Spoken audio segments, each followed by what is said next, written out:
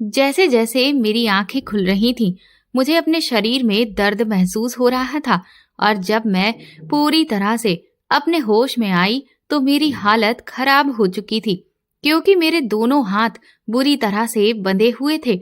मैं अपने पैरों को बिस्तर पर जोर जोर से पटक रही थी और चाची चाची चिल्ला रही थी। पर जब बहुत देर तक मैं चिल्लाती रही और किसी ने भी मेरी पुकार नहीं सुनी तो मैं रोती रोती खुद ही शांत हो गई। और तब मैंने इस चीज पर ध्यान दिया कि मेरे ऊपर तो कपड़े ही नहीं हैं, मैं तो बिल्कुल बेजार हूँ। अब मुझे धीरे धीरे समझ आने लगा था कि मेरे साथ हुआ क्या है और शायद इसीलिए मुझे बहुत दर्द हो रहा था, क्योंकि वो दर्द जहाँ उठ रहा था उससे मुझे यकीन हो गया कि मेरे साथ गलत हुआ है। इस हकीकत का खुद पर खुलासा होते ही मेरी तकलीफ की इंतहा हो चुकी थी। न जाने भगवान मुझ पर इतनी ज्यादती क्यों कर रहा था।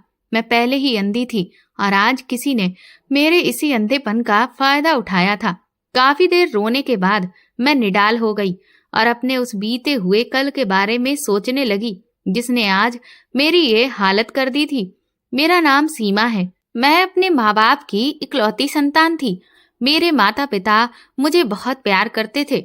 उन्होंने मेरी हमेशा हर ख्वाहिश को पूरा किया। हम भले ही गरीब थे लेकिन हम बहुत खुश थे। मैं जब 7 साल की थी तो एक बार हमारे गांव में मेला लगा और मैं अपने मम्मी पापा के साथ उस मेले में घूमने के लिए गई। मुझे आज भी याद है वो दिन जब मैं बहुत खुश थी क्योंकि मेले में कई खिलौने थे जिन्हें देख देख कर मैं बहुत खुश हो रही थी। जैसे जैसे मैं आगे बढ़ रही थी हर एक नई चीज को देखकर मेरी आंखें हैरत से फटी जा रही थीं। इस बार तो एक से एक बढ़िया बढ़िया झूले आए थे। मैं अपने पापा से जिद करती कि मुझे उस झूले पर बैठना है, कभी इस झूले पर बैठना है। पापा मुझसे कहते कि बेटा मेरे पास इतने पैसे नहीं हैं कि मैं तुझे हर एक झूले पर बैठा सकूं। ऐसा करते हैं, हम उस आसमान वाले झूले पर झूला झूलते हैं और फिर देखना हमें बहुत मजा आएगा। तू बिल्कुल हवा से बातें करेगी। उस आसमान वाले झूले को देखकर तो मैं खुशी से फूली नहीं समा रही थी और दौड़ी दौड़ी उस झूले में जाकर बैठ गई। मेरे मम्मी पापा भी मेरे साथ ही बैठ गए। मैं बहुत खुश थी। जैसे ही झूला हवा में ऊपर जाता तो ऐसा लगता कि जैसे मेरे गालों से हवाएं उड़ रही हों और जैसे ही झूला नीचे जाता तो पूरा शरीर बिल्कुल हल्का हो जाता और एक अजीब सी गुदगुदी होती। ये सब कुछ मुझे बहुत अच्छा लग रहा था कि तभी अचानक से एक बहुत जोर का झटका लगा और फिर कब क्या हुआ कुछ पता ही नहीं चला। कुछ देर के लिए बिल्कुल अंधेरा छा गया था और जब हल्का हल्का सा होश आया तो महसूस हुआ कि मैं तो जमीन पर पड़ी थी।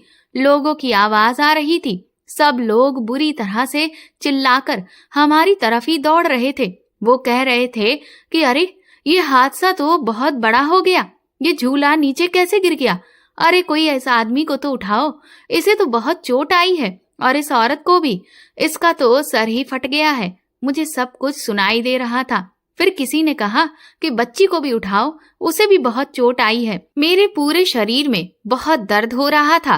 कुछ ही पलों में मैं एक बार फिर से अपने होश खो बैठी और जब होश आया तो पता चला कि पूरी जिंदगी वीरान हो गई थी। मैं अपने माँ बाप को उस हादसे में खो चुकी थी और साथ ही मेरी जिंदगी अंधेरे से भर गई थी। मेरी आंखों की रोशनी चली गई थी।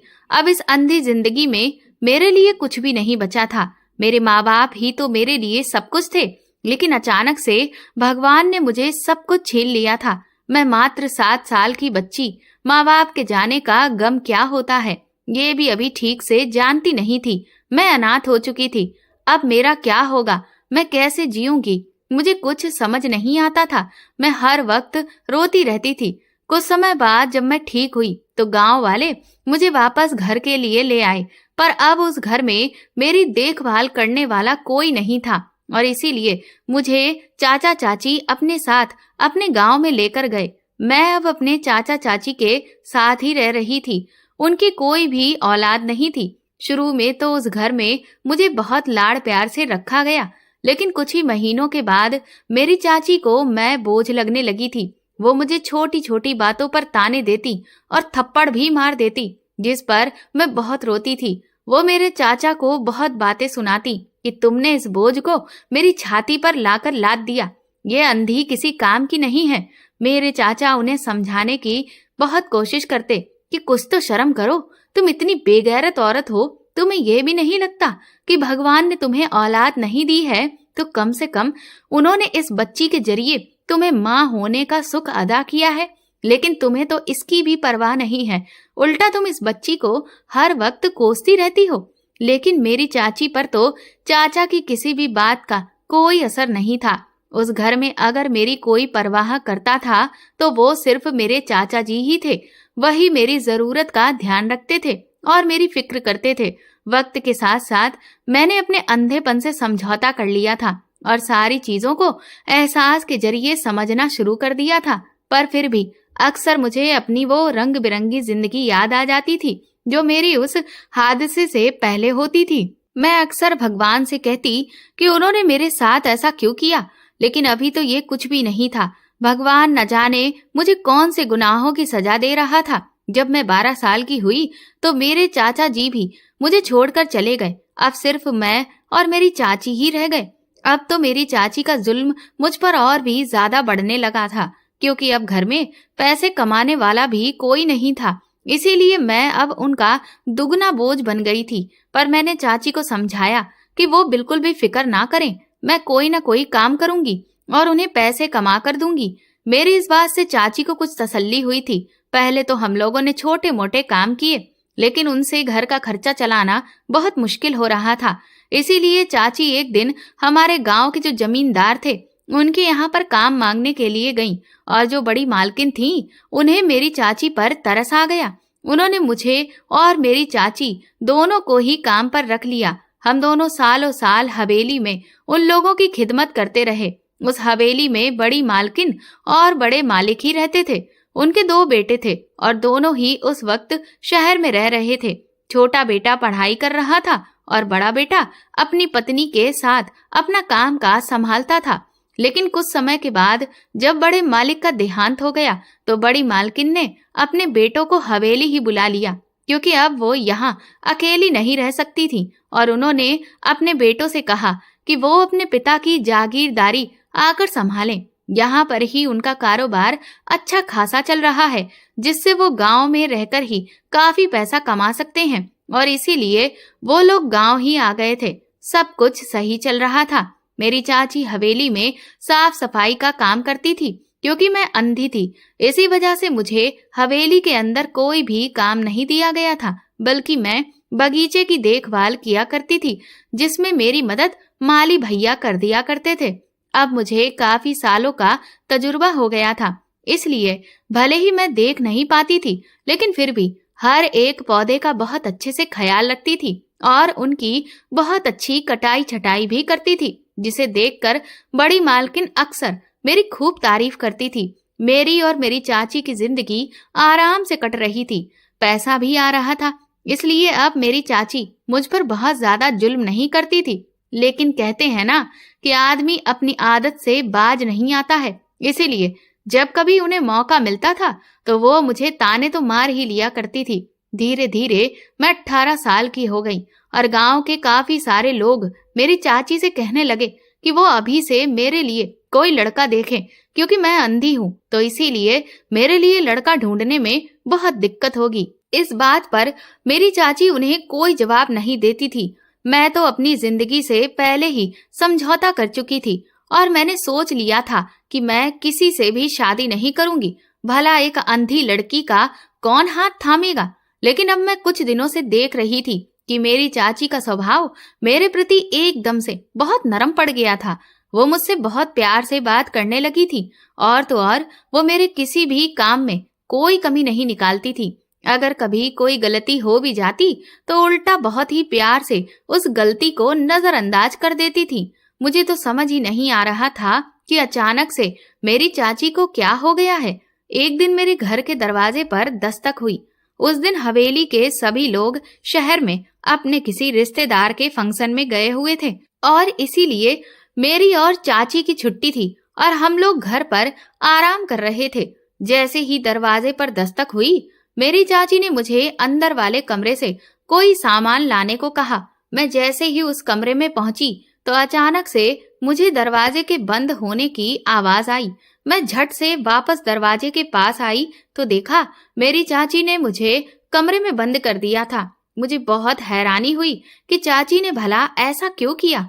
तभी मुझे बाहर से किसी आदमी के बोलने की आवाज आई, पर वो लोग क्या बातें कर रहे थे मुझे कुछ भी समझ में नहीं आ रहा था। थोड़ी ही देर के बाद वो आदमी वहां से चला गया।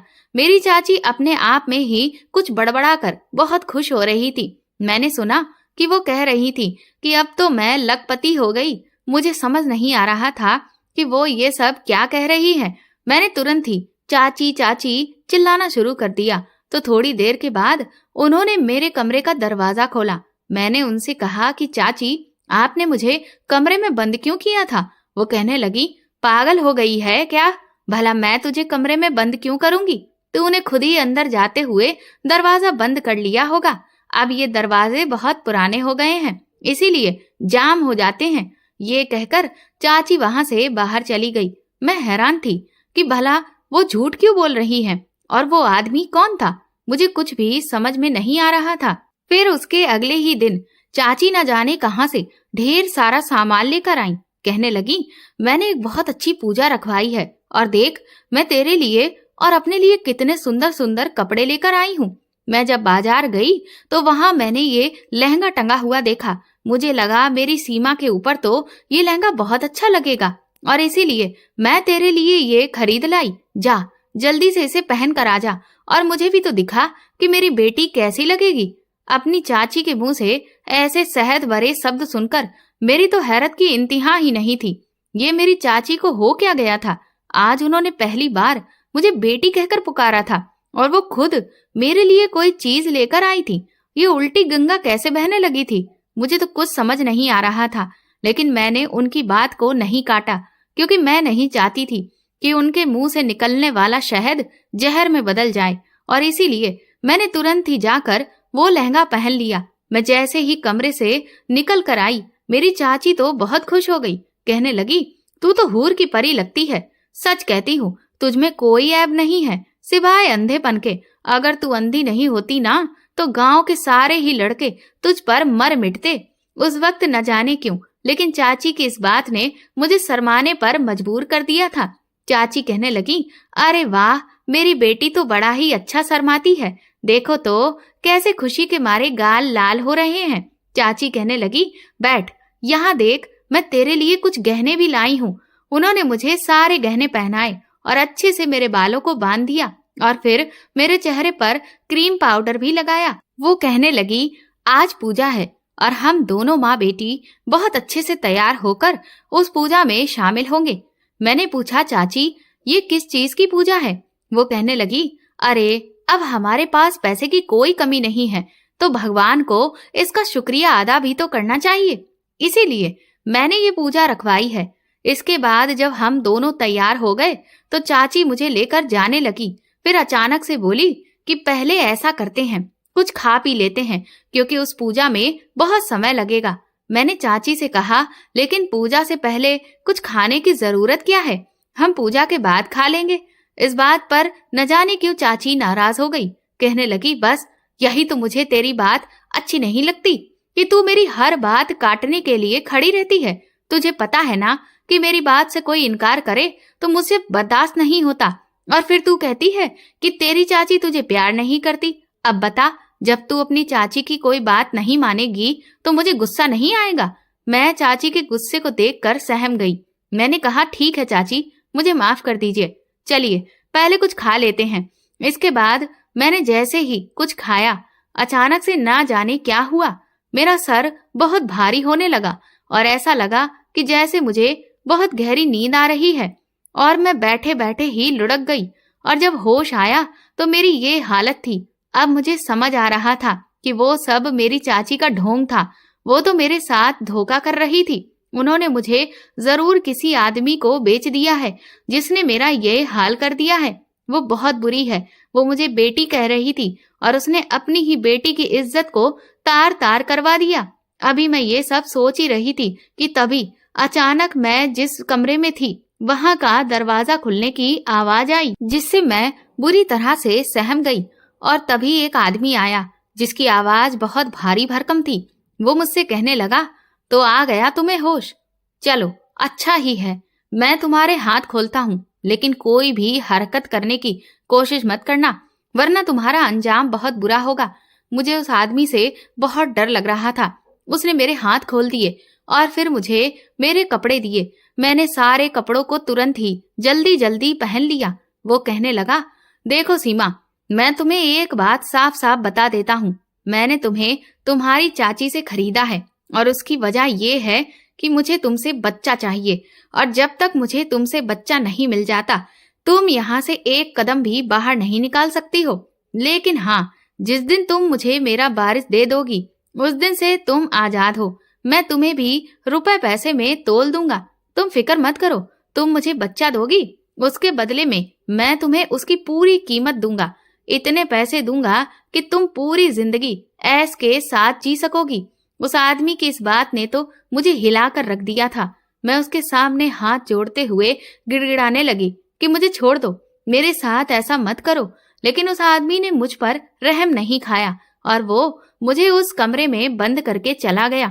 मैं घंटों चीखती चिल्लाती रही, लेकिन कोई नहीं था जो मेरी पुकार सुनता। मेरी चाची ने मेरे साथ बहुत बुरा किया था। फिर शायद जब रात हुई तब वो आदमी फिर से एक बार कमरे में आया। कहने लगा, तुम बहुत खूबसूरत हो। सोचा तो मैंने ये था कि मैं कल तुम्हारे पास आऊंगा, लेकिन मुझसे रहा ही नहीं गया, और फिर मुझे अपना बच्चा भी तुमसे जल्द से जल्द चाहिए, इसीलिए मैं फिर से आ गया। मैंने उस आदमी से कहा कि मेरे साथ ऐसा मत करो, मुझे बहुत दर्द हो रहा है, मेरी बात समझने की कोशिश करो, मैं तुम्हें बच्चा नहीं दे सकती। मेरा इतना कहना था कि वो आदमी बुरी तरह से बिगड़ गया। उसने खींचकर मेरे एक तमाचा मारा। कहने लगा, मैंने तेरी पूरी कीमत चुकाई है और तुझे मुझे बच्चा पैदा करके तो देना ही पड़ेगा, फिर चाहे खुशी खुशी दे या फिर रोकर, समझ गई? ये कहकर उसने मुझे एक जोर का धक्का दिया और मैं धड़ाम से बेड के पास गिरी जाकर। मुझे कुछ भी समझ नहीं आ रहा था कि अचानक से ये मेरे साथ क्या हो गया। उसके धक्का देने की वजह से मेरे सर में थोड़ी चोट आ गई थी, जिससे मुझे दर्द होने लगा। फिर न जाने क्यों वो आदमी अचानक से मेरे पास आया और कहने लगा, तुम मुझे गुस्सा क्यों दिलाती हो? मैं तुम्हें चोट नहीं पहुंचाना चाहता था। मुझे तुमसे सिर्फ बच्चा चाहिए और कुछ नहीं, लेकिन तुम हो कि कुछ समझने को तैयार नहीं हो। लो, अब लग गई ना तुम्हें चोट। इसके बाद उस आदमी ने मेरी चोट पर मरहम लगाया और कहने लगा कि अब दोबारा से मेरी कोई भी बात काटने की कोशिश मत करना, समझ गई ना? मैं उस वक्त बहुत डरी हुई थी और इसीलिए मैंने हाँ में सिर हिला दिया। फिर वो मेरे करीब आने लगा। मेरी आंखों से आंसू बहने लगे थे, क्योंकि मैं उस वक्त बहुत दर्द में थी, क्योंकि ये सब कुछ आज मेरे साथ पहली बार था और इसीलिए मेरा पूरा शरीर दुख रहा था। मैं उस आदमी को दूर फेंक देना चाहती थी, लेकिन ऐसा नहीं कर पाई। फिर न जाने क्या हुआ, वो आदमी कहने लगा, चलो ठीक है, आज मैं जा रहा हूँ, क्योंकि मैं नहीं चाहता कि तुम्हें बहुत ज्यादा तकलीफ हो, लेकिन कल के लिए तुम तैयार रहना। इतना कहकर वो वहां से चला गया। मैंने चैन की सांस ली। वो मेरे लिए खाना भी रख कर गया और कहने लगा कि ये खाना खा लेना। इंसान चाहे कितनी भी तकलीफ में क्यों ना हो, लेकिन भूख ऐसी चीज है जो उसे चैन से जीने नहीं देती है, और इसीलिए इतना सब होने के बावजूद भी मैंने वो खाना खा लिया और फिर मैं चुपचाप बिस्तर पर जाकर लेट गई थी। अगले दिन वो आदमी जब सुबह मेरे पास आया तो मैंने उससे पूछा कि तुम कौन हो? वो कहने लगा कि तुम्हें मेरे बारे में कुछ भी जानने की कोई जरूरत नहीं है, लेकिन अगर तुम मेरा नाम जानना चाहती हो तो तुम मुझे बड़े सरकार कहकर बुला सकती हो। इसके बाद उसने मुझे अपनी एक नौकरानी से मिलवाया और कहा कि अब से ये ही तुम्हारे कमरे के बाहर रहेगी और तुम्हारा ध्यान भी रखेगी, क्योंकि तुम अंधी हो और मैं नहीं चाहता कि जब तुम पेट से हो जाओ तो तुम्हें कोई भी नुकसान हो, क्योंकि अगर तुम्हें कोई दिक्कत हुई तो मेरे बच्चे को भी दिक्कत होगी, जो कि मैं बर्दाश्त नहीं कर सकता। इसीलिए ये नौकरानी हर वक्त तुम्हारी देखभाल के लिए यहाँ पर रहेगी। तुम्हें किसी भी चीज की जब भी जरूरत हो तुम सुनीता को आवाज लगा देना। इसके बाद वो आदमी वहां से फिर से चला गया। सुनीता तुरंत ही कमरे में आई। वो कहने लगी, मालकिन साहब जी आपके लिए कुछ कपड़े देकर गए हैं, जिन्हें मैं यहाँ अलमारी में लगा देती हूँ। आपको किसी भी चीज की जरूरत हो, आप मुझे पुकार लीजिएगा। मैंने सुनीता के आगे हाथ जोड़ने शुरू कर दिए कि मेरी मदद करो, मुझे यहाँ से जाने दो। लेकिन सुनीता ने कहा कि मैं भी आपके आगे हाथ जोड़ती हूँ, आप गलती से भी ऐसा कोई कदम मत उठाना, वरना बड़े साहब आपकी भी जान ले लेंगे और मेरी भी। और मेरी तो पूरी दुनिया ही खत्म हो जाएगी, क्योंकि मैं अपने 3 बच्चों का इकलौता सहारा हूँ। अगर मैं मर गई तो फिर उनका क्या होगा? सुनीता की बात ने तो मेरा दिल हिला दिया था। मैं अपनी वजह से किसी दूसरे की जिंदगी खराब नहीं होने दे सकती थी, और इसीलिए मैं चुपचाप वहीं बिस्तर पर बैठ गई। अब वो आदमी हर तीसरे चौथे दिन आता और मुझसे अपनी जरूरत पूरी करता।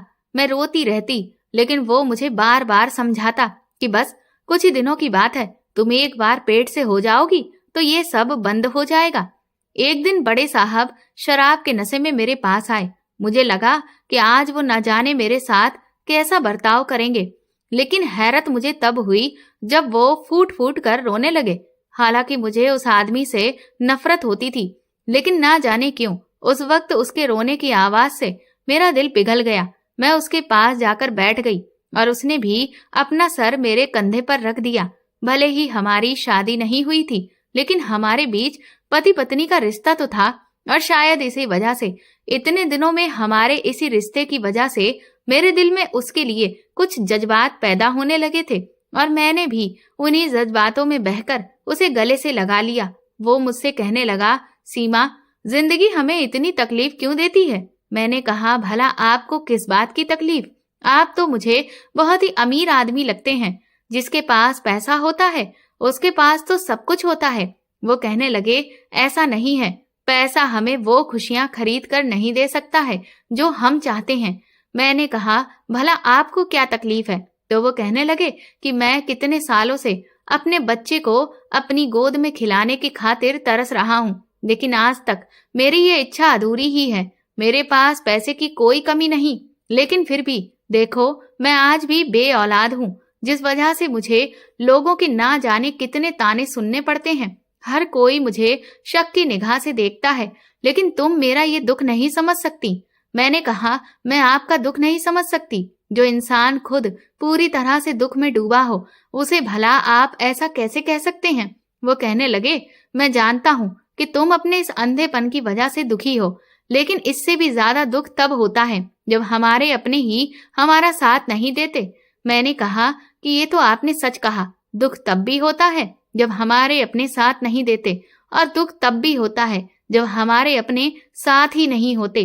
वो कहने लगे, तुम कहना क्या चाहती हो? फिर मैंने उन्हें अपने अतीत के बारे में बताया कि किस तरह से मेरे माँ बाप मुझे छोड़कर चले गए, और उस एक हादसे ने मुझे जिंदगी भर के लिए अंधा बना दिया, और आज चंद पैसों की खातिर मेरी अपनी सगी चाची ने मुझे आपके हाथों बेच दिया।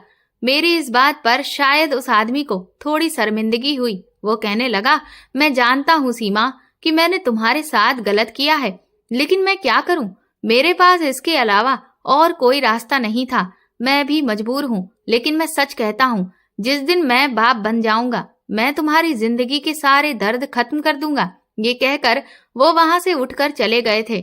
वक्त जैसे जैसे बीत रहा था, ना जाने क्यों उस आदमी से मुझे प्यार सा होने लगा था। अब वो पहले की तरह मेरे साथ रूखा व्यवहार नहीं करते थे, बल्कि जब भी आते थे तो मेरे लिए कोई न कोई चीज जरूर लाते थे। हम दोनों अक्सर यहाँ वहां की बातें करते थे, अपने दुख दर्द बांटते थे, लेकिन उन्होंने अभी तक मुझे ऐसा कुछ भी नहीं बताया था जिससे मैं ये जान सकूं कि वो कौन है। और फिर एक दिन मेरे कमरे का दरवाजा खुला। मुझे लगा कि बड़े साहब आए हैं, लेकिन अचानक से एक औरत ने मुझे जोर से झकझोर कर रख दिया और उसने मेरे 3-4 तमाचे खींच कर मारे। वो बोली, मेरा हक छीनेगी तो तू ही है वो जो मेरे पति को बच्चा देने वाली है। तू क्या समझती है कि मैं तुझे अपना हक मारने दूंगी? उसने मेरे बालों को कसकर पकड़कर खींचा और कहने लगी, चुड़ैल, तुझे तो मैं जिंदा गाड़ दूंगी। मैं उससे खुद को छुड़ाने की कोशिश कर रही थी, लेकिन उसकी पकड़ बहुत मजबूत थी कि तभी सुनीता कमरे में आ गई और वो गिड़गिड़ाने लगी, कहने लगी, मालकिन, इस बेचारी गरीब लड़की को छोड़ दीजिए, इस सब में इसका क्या कसूर है? उस औरत ने सुनीता के भी गाल पर खींच कर तमाचा मारा और कहने लगी, तेरी खाल भी मैं खींचूंगी, बस मुझे अब सही मौके का इंतजार है, तू चिंता मत कर। ये कहते हुए उस औरत ने मुझे झटक कर जमीन पर छोड़ दिया। मैं लड़खड़ा कर गिर गई और फिर वो वहां से तनफनाती हुई चली गई। मैं काफी देर तक रोती रही। सुनीता मुझे संभाल रही थी। उसने मुझे उठाकर बिस्तर पर बिठाया। वो कहने लगी, ये अमीर लोग ऐसे ही होते हैं, ये बस हम गरीबों पर जुल्म करना ही जानते हैं। अगर इनका पति तुम्हारा इस्तेमाल कर रहा है तो इसमें भला तुम्हारी क्या गलती। लेकिन इस औरत में इतनी हिम्मत नहीं है कि अपने पति से जाकर कुछ कहे, क्योंकि अगर ऐसा करेगी तो रुपए पैसे आलीशान जिंदगी से भी हाथ धो बैठेगी। मैंने सुनीता से कहा कि ये कौन थी, क्या ये बड़े साहब की पत्नी थी? इस पर सुनीता कहने लगी कि हाँ, ये बड़े साहब की पत्नी है। उनकी शादी को 5 साल हो गए हैं, लेकिन इन्हें औलाद नहीं हुई। ये यहाँ आए दिन बड़े साहब को ताने मारती है। इन्होंने ही उनके घर वालों और गांव में भी सबके सामने इस बात का ढिंढोरा पीट रखा है कि बड़े साहब में कोई कमी है और वो बाप नहीं बन सकते। और तुम तो जानती हो कि जमाना कैसा है। अगर किसी आदमी में बाप बनने के लायक कोई बात नहीं है तो ये जमाना उसका जीना हराम कर देता है। और इस कलंक को मिटाने की खातिर बड़े साहब तुम पर जुल्म कर रहे हैं। मैंने सुनीता से कहा कि ये बड़े साहब कौन है, मुझे बताओ। लेकिन सुनीता ने कहा कि मुझे माफ कर दो सीमा, मैं इतना सब कुछ तुम्हें बताऊं इसकी मुझे इजाजत नहीं है। ये कहकर सुनीता वहां से चली गई। शाम को जब बड़े साहब लौट कर आए तो उन्हें पहले से ही अपनी पत्नी की करतूत के बारे में पता चल गया था। शायद सुनीता ने बताया होगा। वो मुझसे आकर माफी मांगने लगे। कहने लगे कि अब मैं पूरा ध्यान रखूंगा कि तुम्हें मेरी पत्नी की वजह से कोई भी तकलीफ ना हो। मैंने कहा कि इसमें गलती आपकी पत्नी की भी नहीं है। कोई भी औरत ये बात बिल्कुल बर्दाश्त नहीं कर सकती कि उसका पति किसी दूसरी औरत को महत्व दे। 2 महीने बाद मैं पेट से हो गई। इस खबर को सुनकर बड़े साहब तो बहुत खुश थे, लेकिन मैं खुश नहीं थी, क्योंकि अब मैं उनसे प्यार करने लगी थी और मुझे पता था कि जैसे ही मैं बच्चे को जन्म दूंगी मुझे बड़े साहब से दूर जाना पड़ेगा, जबकि मैं उनसे अब दूर नहीं जाना चाहती थी। मेरा दिल चाहता था कि वो मुझे पत्नी के रूप में स्वीकार कर लें, लेकिन ये तो संभव ही नहीं था। भला मेरे जैसी अंधी के नसीब में ये सब कहाँ लिखा था।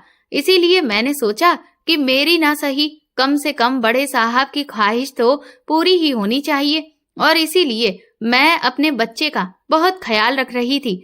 बड़े साहब भी मेरी किसी भी चीज में कोई कमी नहीं होने दे रहे थे। अब वो पहले से भी ज्यादा मेरे साथ वक्त बिताने लगे थे।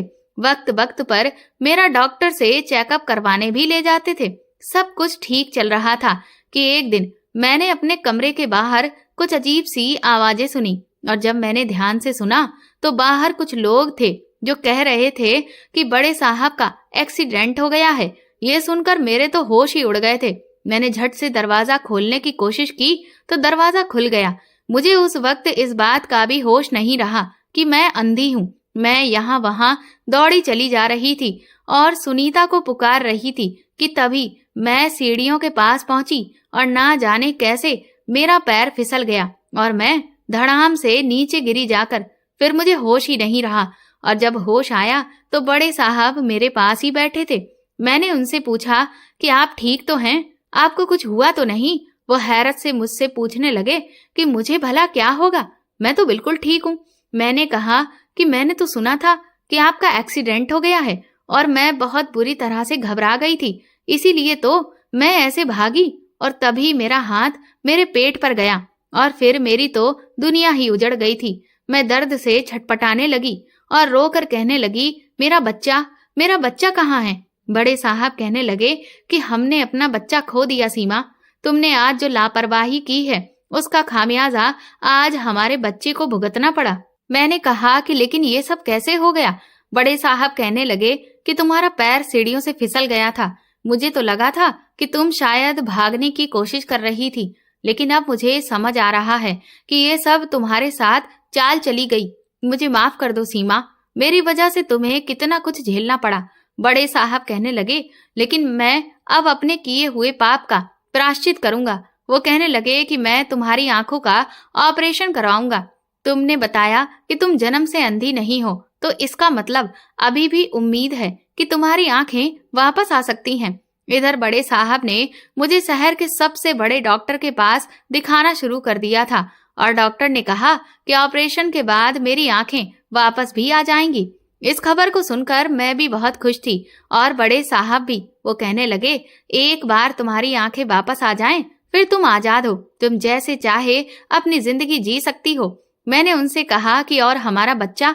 वो कहने लगे कि जो चीज मेरे नसीब में है ही नहीं, उसे मैं भला कैसे पा सकता हूँ। मैंने तुम्हें वैसे ही बहुत कष्ट दिया है, अब मैं तुम्हें और तकलीफ नहीं दे सकता। वैसे तो देखा जाए मुझे खुश होना चाहिए था, लेकिन सच कहूँ तो मैं खुश नहीं थी। मैं उनके पास रहना चाहती थी, लेकिन अब तो मेरे पास कोई भी वजह नहीं बची थी। कुछ वक्त के बाद ही मेरी आंखों का ऑपरेशन हो गया और फिर 2 हफ्ते के बाद जब मेरी आंखों की पट्टी खुली तो मेरी हैरत की इंतहा ही नहीं रही थी। मैं आज सच में एक बार फिर से देख सकती थी और जब मैंने बड़े साहब को पहली बार देखा तो मेरा दिल बहुत जोर से धड़का था। वो तो बहुत ही हैंडसम थे, मुझसे रहा नहीं गया। मैंने तुरंत ही उन्हें अपनी तरफ बुलाया तो वो भी आकर मेरे गले से लग गए। मेरी आंखों से खुशी के आंसू निकलने लगे थे। उन्होंने भी मेरे माथे को चूम लिया। वो कहने लगे, सीमा, मैं बता नहीं सकता कि आज मैं कितना खुश हूँ। शायद इतना खुश मैं तब होता जब मेरी बाहों में मेरी औलाद होती, लेकिन तुम्हें तुम्हारी आंखें देखकर मुझे बहुत सुकून मिल रहा है। 2-3 दिन के बाद ही वो मुझे अस्पताल से छुट्टी कराकर वापस उसी जगह ले आए जहां वो मुझे रख रहे थे। वो एक छोटी सी हवेली टाइप की थी। मैंने उनसे फिर से पूछा कि आप कौन हैं? अब तो कम से कम मुझे बताइए। और फिर उन्होंने मुझे जब अपनी हकीकत बताई तो मेरे पैरों तले से जमीन निकल चुकी थी। दरअसल वो बड़ी मालकिन के बड़े बेटे थे। वो कहने लगे कि पिताजी के मरने के बाद जब मैं अपनी पत्नी के साथ गांव में रहने के लिए आया तो उस वक्त भी मैं बहुत परेशान था। मुझे लगा कि अगर अभी कुछ सालों में मुझे औलाद नहीं हुई तो मुझ पर जो लोगों की उंगलियां उठ रही हैं वो और ज्यादा बढ़ जाएंगी। और फिर वही हुआ जिसका मुझे डर था। लेकिन मैं लोगों को साबित करना चाहता था कि मुझ में कोई कमी नहीं है। और इसीलिए एक दिन जब तुम बगीचे में पौधों का ख्याल रख रही थी तभी मेरी नजर तुम पर पड़ी।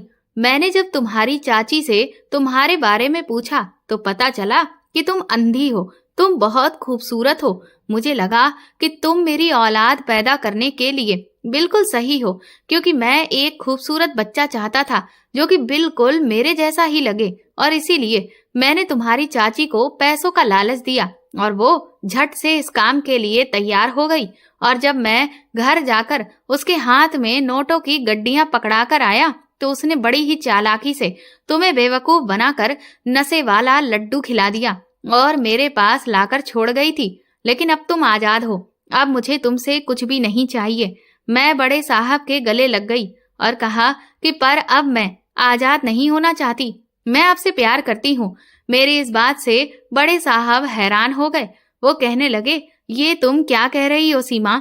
मैंने कहा, हाँ ये सच है। मैं पहले आपसे नफरत करती थी, लेकिन आपके साथ जितना भी वक्त मैंने बिताया मुझे आपसे कब प्यार हो गया मुझे पता ही नहीं चला। वो कहने लगे, लेकिन मैं शादीशुदा हूँ। मैंने कहा, मैं जानती हूँ, लेकिन मैं क्या करूँ, मेरे दिल पर तो मेरा जोर नहीं है। आपने भले ही मुझे सिर्फ एक सामान की तरह समझा जो सिर्फ आपको बच्चे की खुशी दे, लेकिन मैंने जब से आपको चाहा सिर्फ अपने पति के रूप में ही देखा था। मैं लगातार बोले चली जा रही थी और वो चुपचाप मेरी आंखों में देखकर मुझे सुन रहे थे। और जब मैं शांत हुई तो वो वहां से वापस चले गए। मैं फूट फूट कर रोने लगी। मैं समझ गई थी कि वो मुझे अपनी पत्नी होने का दर्जा कभी भी नहीं देंगे। मैं भगवान से शिकायत कर रही थी कि उसने मेरे जीवन में इतनी तकलीफें क्यों दी हैं। वो एक के बाद एक सबको मुझसे छीन क्यों लेता है। लगभग 2 हफ्ते तक बड़े साहब मेरे पास एक भी बार नहीं आए। मुझे तो अब जैसे उम्मीद ही खत्म हो गई थी और इसीलिए मैंने फैसला किया कि जब बड़े साहब भी मुझे अपनाना ही नहीं चाहते हैं तो फिर मैं भला यहाँ रहकर क्या करूंगी। मैंने अपना सामान बांधना शुरू कर दिया और सुनीता से कहा कि अगर बड़े साहब यहाँ आते हैं तो उन्हें बता देना कि सीमा यहाँ से चली गई। सुनीता ने हाँ में अपना सिर हिला दिया था। मैं जैसे ही अपना सामान लेकर अपने कमरे से बाहर निकली कि तभी मुझे बड़े साहब सामने से आते हुए दिखे। उन्होंने मेरे हाथ से सामान छीन लिया और मेरा हाथ पकड़कर मुझे कमरे में लेकर आए और दरवाजा अंदर से बंद कर दिया। वो मेरे गले लग गए और फूट फूट कर रोने लगे। उनकी ऐसी हालत देखकर मैं भी बदहवास सी हो गई। मैंने उनके सर को सहलाते हुए कहा कि भला क्या बात हो गई, आप इस तरह से क्यों रो रहे हैं? वो कहने लगे, सच में सीमा, जब कोई अपना धोखा देता है तो बहुत बुरा लगता है, लेकिन गलती मेरी थी। मैं एक धोखेबाज को अपना समझ रहा था और जो मेरा अपना है उसे मैं खुद से दूर कर रहा था। मुझे कुछ समझ नहीं आ रहा था। मैंने कहा कि आप क्या कह रहे हैं, साफ साफ बताइए। वो कहने लगे, तुम कहती थी ना कि तुमने हमेशा मुझे अपने पति के रूप में ही देखा है, तो आज मैं तुम्हें अपनी पत्नी होने का दर्जा दूंगा। उनकी ये बात सुनकर मैं तो हैरान रह गई। फिर उन्होंने मुझे अपनी जेब से कुछ कागज निकाल कर दिखाए। वो कहने लगे, ये देखो, ये तलाक के कागज हैं। मैं अपनी पत्नी को तलाक देकर आया हूँ। मैंने कहा कि लेकिन आपने ऐसा क्यों किया? आपने मेरी खातिर अपनी पत्नी को क्यों छोड़ दिया? मैं किसी दूसरी औरत का घर उजाड़ कर अपना घर नहीं बसा सकती।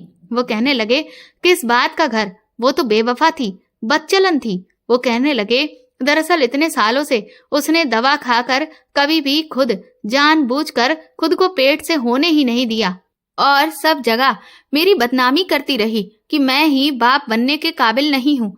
वो मुझ पर बार बार इस बात का दबाव डालती थी कि मैं किसी बच्चे को गोद ले लूं, लेकिन मैं किसी दूसरे के बच्चे को गोद नहीं लेना चाहता था। मुझे खुद की संतान चाहिए थी।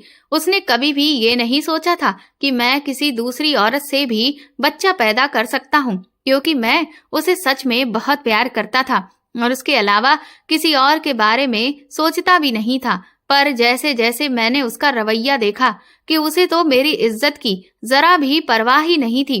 उसने तो लोगों के सामने मेरी नाक कटा दी थी, मेरी इज्जत को धूल में मिला दिया था। तो मेरे दिल में उसके लिए प्यार कम होने लगा और तब ही मैंने तुमसे अपना बच्चा पैदा करने के बारे में सोचा था, क्योंकि मैं कैसे भी करके इस कलंक को अपने माथे से मिटाना चाहता था। तब मुझे ये बात समझ नहीं आती थी कि वो मुझ पर अनाथालय से बच्चा को लेने के लिए क्यों दबाव बनाती है। लेकिन एक दिन मैंने उसे फोन पर अपनी माँ से बात करते हुए सुना। वो अपनी माँ से कह रही थी कि मैं उस सीमा को भी इस आदमी से कोई बच्चा पैदा नहीं होने दूंगी। मैं इसे पूरी तरह से मजबूर कर दूंगी कि अनाथालय से ही ये बच्चा ले, क्योंकि मैं अपने बच्चे को अपने पास लेकर आना चाहती हूँ। दरअसल वो शादी से पहले अपने प्रेमी से पेट से हो गई थी, लेकिन उसके प्रेमी को जब ये पता चला तो उसने इसे धोखा दे दिया। फिर उसने अपने माँ बाप के दबाव में आकर ही अपने बच्चे को अनाथालय में छोड़ दिया। लेकिन अब वो अपने बच्चे को वापस अपने करीब लाना चाहती थी और इसका उसने यही रास्ता निकाला कि वो मुझे कभी भी बाप बनने ही नहीं देगी और फिर मुझे अनाथालय से बच्चा लाने के लिए मजबूर होना पड़ेगा और वो जानबूझकर अपने ही बच्चे को पसंद करेगी और इस तरह से उसे उसका बच्चा मिल जाता। लेकिन इस सब की खातिर उसने मेरी जिंदगी तो तबाह कर दी थी और इसीलिए मैंने उसे तलाक दे दिया। प्यार तो मैं भी तुमसे करने लगा था, लेकिन मैं अपनी पत्नी को धोखा नहीं देना चाहता था। मैं शादी के बंधन में बंधा था, लेकिन जब मुझ पर सच्चाई खुली तो मुझे समझ आ गया कि मुझे क्या फैसला करना है और इसीलिए मैंने अपनी पत्नी को तलाक दे दिया। इसके बाद बड़े साहब मुझे अपने साथ बड़ी हवेली लेकर गए और उन्होंने सबके सामने इस बात का ऐलान कर दिया कि वो अब मुझसे शादी करेंगे। उस घर में कोई भी ऐसा नहीं था जो उनकी बात को काटता। एक हफ्ते के बाद ही हवेली को दुल्हन की तरह सजा दिया गया और मेरी और बड़े साहब की धूमधाम से शादी हो गई। जैसे ही मेरी चाची को ये बात पता चली, वो भी वहां दौड़ी चली आई, क्योंकि उसे अब और भी पैसा चाहिए था। लेकिन मैंने अपनी चाची को साफ कह दिया कि अब उनका और मेरा कोई रिश्ता नहीं है। वो तो किसी भी रिश्ते के काबिल नहीं, क्योंकि उसने मेरे साथ जो किया था वो तो कोई किसी दुश्मन के साथ भी नहीं करता। शादी के बाद बड़े साहब मुझे अपने साथ वापस अपने शहर वाले घर में ले आए। बड़े साहब को अपने पति के रूप में पाकर मैं बहुत खुश हूँ। आज हमारी शादी को 2 साल हो गए हैं और मैं एक प्यारे से बेटे की माँ बन गई हूँ और हम तीनों एक खुशहाल जिंदगी गुजार रहे हैं। दोस्तों, अगर आपको हमारी कहानी पसंद आई है तो कमेंट करके जरूर बताएं और वीडियो को लाइक करके ज्यादा से ज्यादा शेयर करें। चैनल पर नए हैं तो सब्सक्राइब करें और हाँ, नोटिफिकेशन बेल को जरूर दबाएं ताकि अगली अपडेट सबसे पहले आपको मिले। Thank you.